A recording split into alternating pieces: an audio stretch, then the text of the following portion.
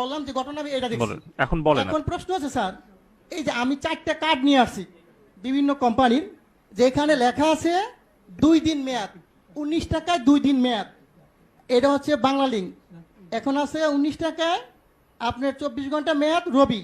আর Airtel আছে 19 টাকায় 31 দিন 3 দিন মেয়াদ, আর গ্রামীণে 2 দিন মেয়াদ।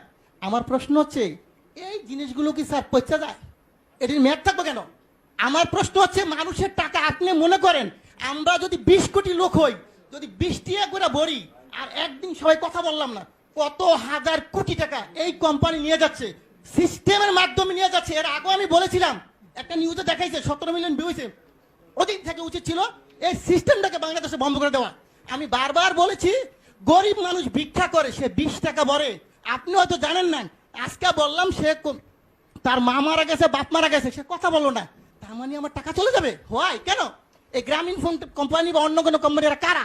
এরা আপনাদেরকে না জানে হাজার হাজার কোটি টাকা সিস্টেমের মাধ্যমে নিয়ে যাবে। এটা কিন্তু স্যার সহ্য করার মতো না। প্রথম প্রশ্ন হচ্ছে এটাকে আজকের মিটিং এর পর থেকে কিছুক্ষণ পরের মতো অফ করে দিবেন, যাতে বাংলাদেশের কোনো জনগণের একটি টাকা যাতে না যায়। এটা আমার দাবি। কত হাজার কোটি টাকা আপনি এই ব্যবসাটা আমাকে দেন, লাইসেন্সটা আমাকে দেন। আমার যে ব্যবসায়ী আছে 15 লক্ষ বাংলাদেশ, আমি কিন্তু লাইসেন্সদারি প্রতিষ্ঠান, আমরা এফবিসিসি এর মেম্বার। এই লাইসেন্সটা আমাকে দেন, আমি বাংলাদেশে ব্যবসা করি। এই টাকা আপনার সরকারি খাতে কত টাকা লাগে আমি দিব, এই কোম্পানিকে পাচার করার জন্য দিব না স্যার। এই জনগণের টাকা পাচার করে তারা নিয়ে দেবে, এটা আমি দিতে রাজি নাই। যদি আমাকে মেরে ফেলেন কোনো আপত্তি নেই। সো এই টাকা পাচার করার কোনো সিস্টেম নাই স্যার। আরেকটা জিনিস আপনাকে বলবো স্যার, আপনি যেটা আজকে পেয়েছে আমি ভাগ্যবান যে আপনি শুনবেন। আমরা যখন এই ব্যবসা শুরু করি 27 টাকা কমিশন ছিল, 27 টাকা।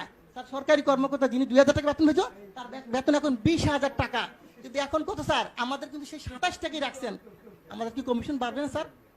আমার প্রশ্ন হচ্ছে আপনারা অবশ্যই একটু কমিশনের ব্যাপার ব্যবস্থা করেন, যে যাদের একটু ব্যবসা করে তারা। আমরা সবাই শিক্ষিত ছেলে স্যার, এখানে প্রায় 15 লক্ষ ব্যবসা করি।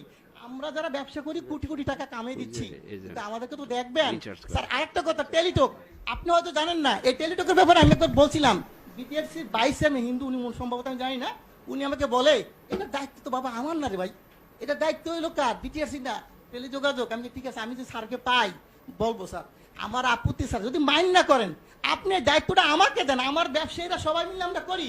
বাংলাদেশে টেলিটককে কেমনি উড়াইতে হবে আপনি আমাকে সাপোর্ট দেন। আমি বলবো কোন দোকানদার আমাদের দোকান থেকে টেলিটকের সিম কেনার পরও রিচার্জ পাবে, তা হবে। টেলিটক উন্নয়ন কেমনে করতে হয় স্যার, আপনি যদি কোনো ধরনের সিস্টেম থাকে আপনি বলেন যে বলে এমনি সহযোগিতা করে, আমি করতে বাধ্য আপনাকে। আপনি যেভাবে চান টেলিটক অবশ্যই উন্নয়ন হবে। টেলিটককে গ্যাফরাইকে, আমাদের দেশি প্রতিষ্ঠানকে গ্যাফরাইকে অন্য কোম্পানিকে উড়াই দিব, আর এরা টাকা পাচার করে নিয়ে যাবে স্যার, এটা মেনে নেওয়ার মতো না। অবশ্যই আমি চাবো, আমি অনেক কথা বলতাম স্যার, কিন্তু আজকে বললাম না। এই বিষয়টা আমি চাই যে আপনি টেলিটকের উন্নয়ন করেন, দেশের টাকা দেশে থাকুক। আর এই গ্রামীণ কোম্পানি বা অন্যান্য কোম্পানি মিনিট যে সিস্টেম করে নিয়ে যাচ্ছে, এটা স্যার বন্ধ করে দেন আজকে থেকে স্যার। ঠিক আছে আপনার